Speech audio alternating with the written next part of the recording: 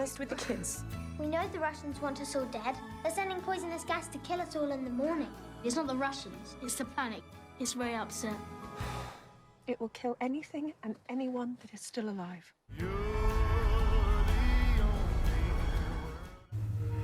Yeah.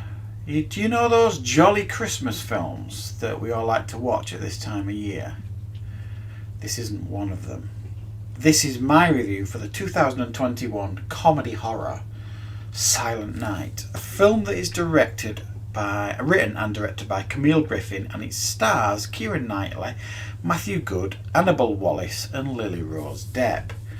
I've struggled actually to try and describe this film. This is the second or third time I've attempted to film a review for this, and I've really struggled because I don't want to give spoilers away here. I went into this film knowing nothing. I'd not even seen the trailer, but I knew it was like a comedy horror based around the Christmas period sort of thing.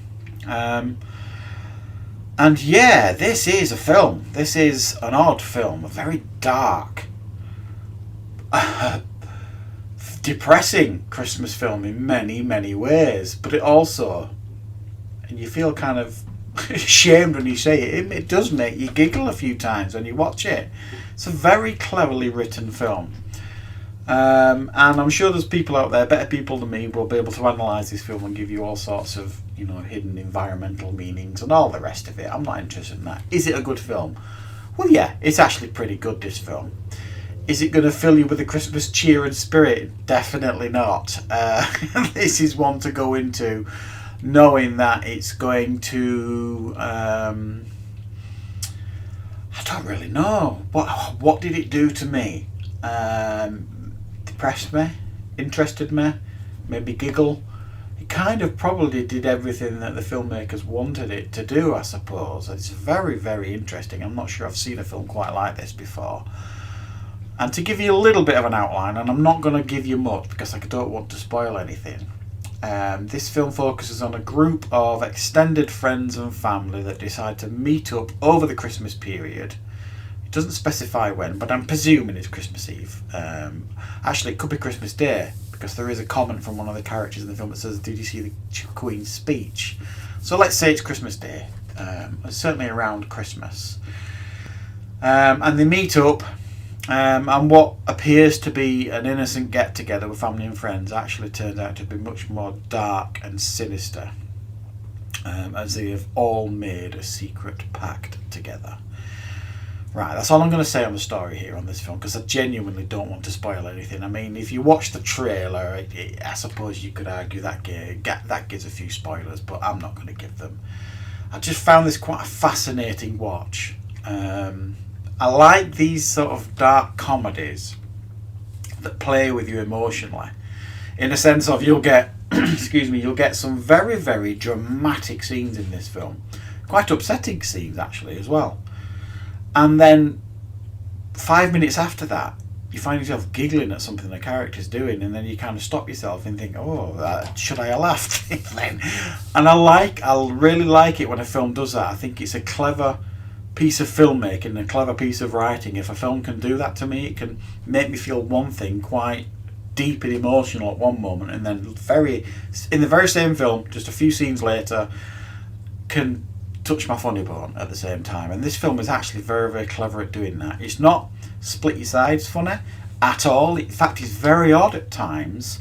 When the film started, because genuinely I didn't know what was going on, everyone was very sweary in this film. Even the kids, the effing and blinding and dropping C-bombs, everybody, Keira Knightley. And it's like, what is going on here? I genuinely couldn't. Something's definitely off. You can clearly see that at the beginning of this film. Things aren't right.